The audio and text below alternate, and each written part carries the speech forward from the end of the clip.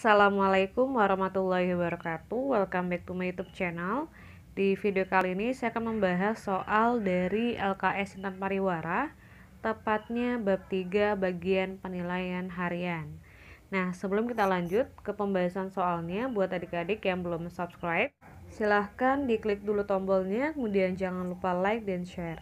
Terima kasih. Oke, langsung aja kita bahas soal yang pertama. Sebuah mobil bermasa 1080 kg diangkat dengan dongkrak hidrolis yang memiliki dua penampang. Kedua penampangnya memiliki jari-jari yaitu masing-masing sebesar 20 dan 60. Nah, jari-jari itu dia dilambangkan dengan R.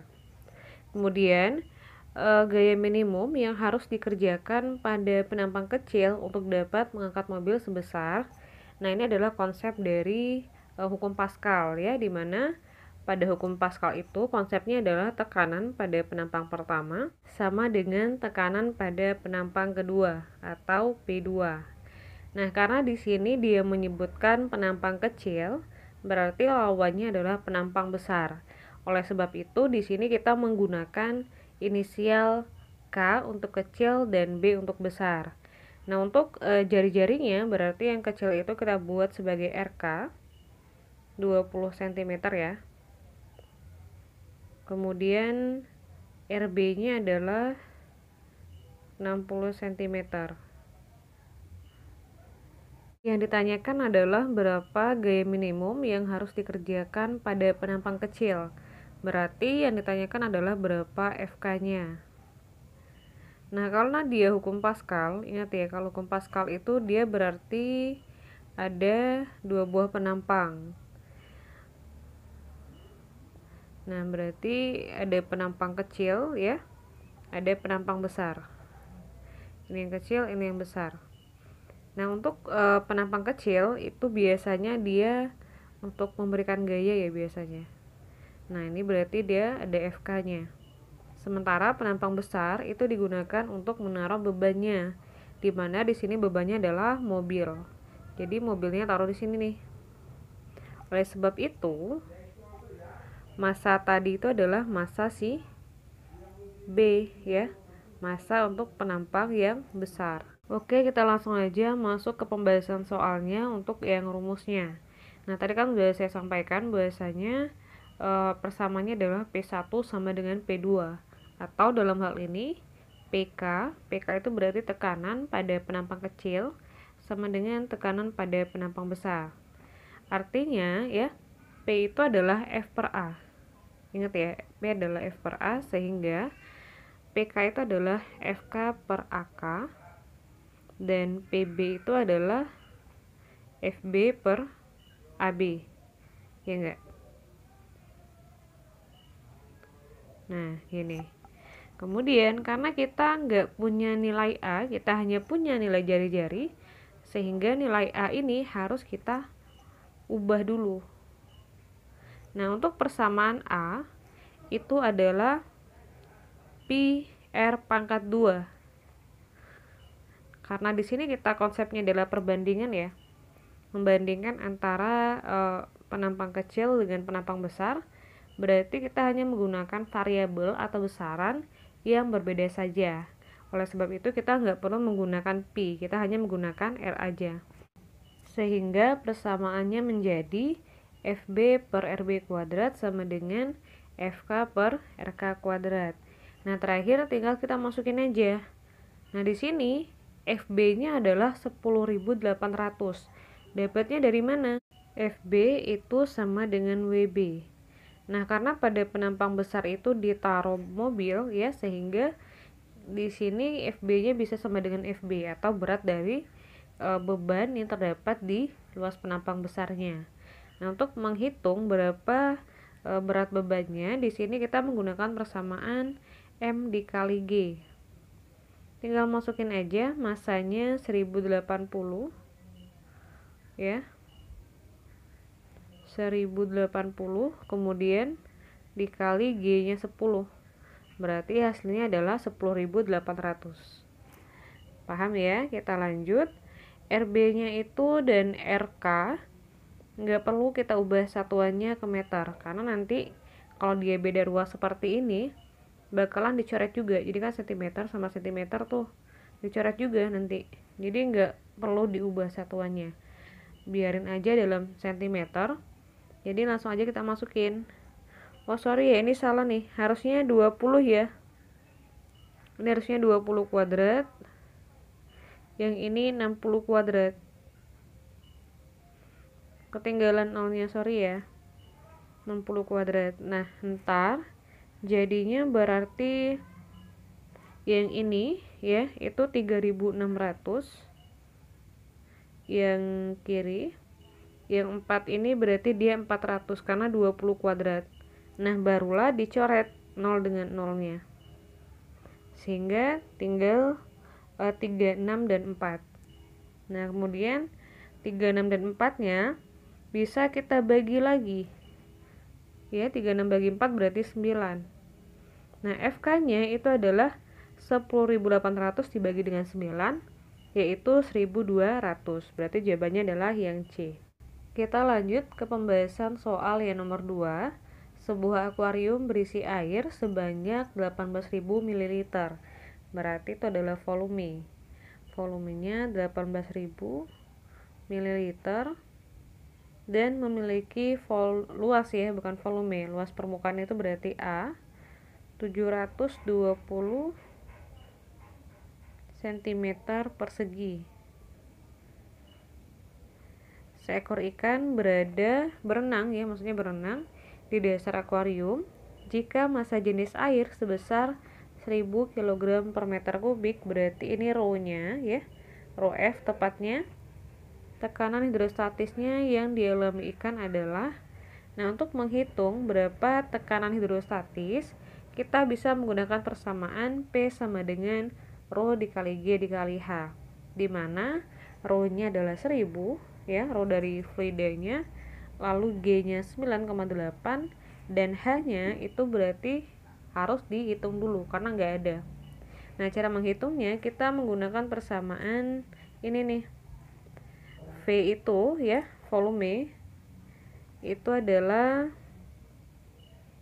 luas penampang dikali dengan tinggi, ya enggak? Nah kalau kita menghitung tinggi berarti persamaannya adalah volume dibagi dengan luas penampang. Nah volumenya karena dia satuannya masih dalam mililiter harus diubah ke liter, sehingga menjadi 18 dikali 10 pangkat minus 3. Begitu juga dengan luas permukaannya. Nah 720 cm persegi diubah menjadi meter persegi, sehingga menjadi 72 dikali 10 pangkat minus 3. Terakhir tinggal kita sederhanakan aja ya. Di sini 10 minus 3 dengan 10 minus 3 nya dicoret atau dibagi, tinggallah 18 dengan 72. Nah di sini sama-sama kita bagi dengan 18 bagi 18 berarti 1, kemudian 72 dibagi 18 adalah 4, sehingga H-nya adalah 1/4. Nah terakhir tinggal masukin aja ke sini nih, masukin nilai dari rho-nya ya, G dan H, sehingga diperoleh hasil mana ya? Oh nggak muncul hasilnya ya, kalau nggak salah itu jawabannya 2450 hasil perhitungan ini. Nanti silakan dicek ya adik-adik ya, tinggal dihitung aja. Kita lanjut ke pembahasan soal nomor 3.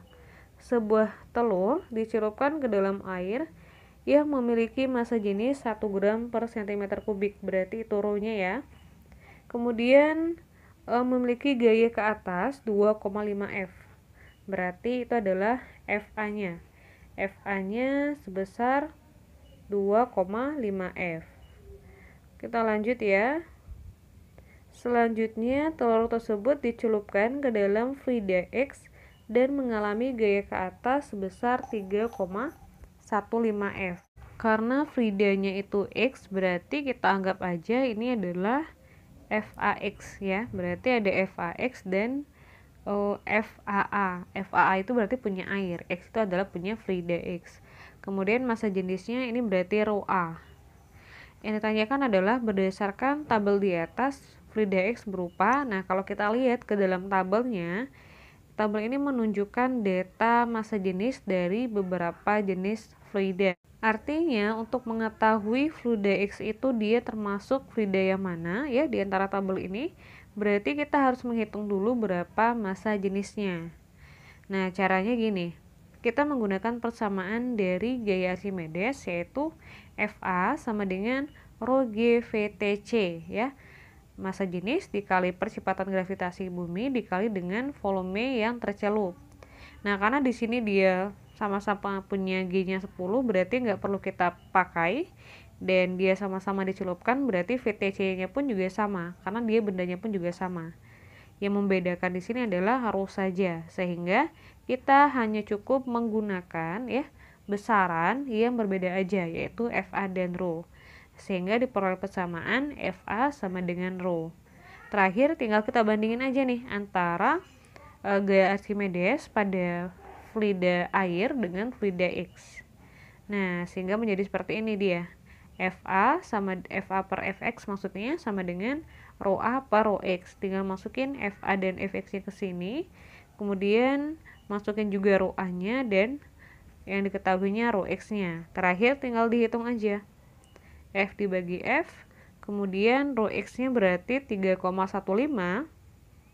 ya, 3,15, satunya ketinggalan, dibagi dengan 2,5, dapatnya adalah 1,26. Nah, silakan dicek di sini dia masuk yang mana.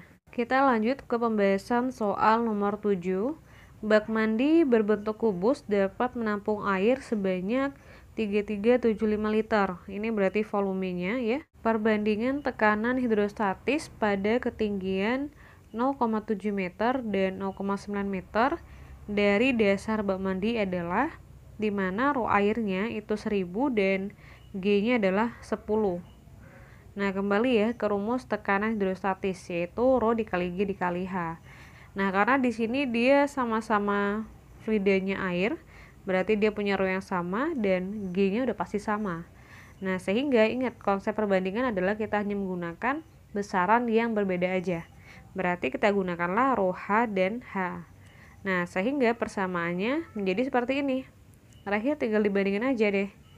Nah, jadi gini, rho H1 per rho H2 sama dengan P maksudnya ya, sorry bukan rho.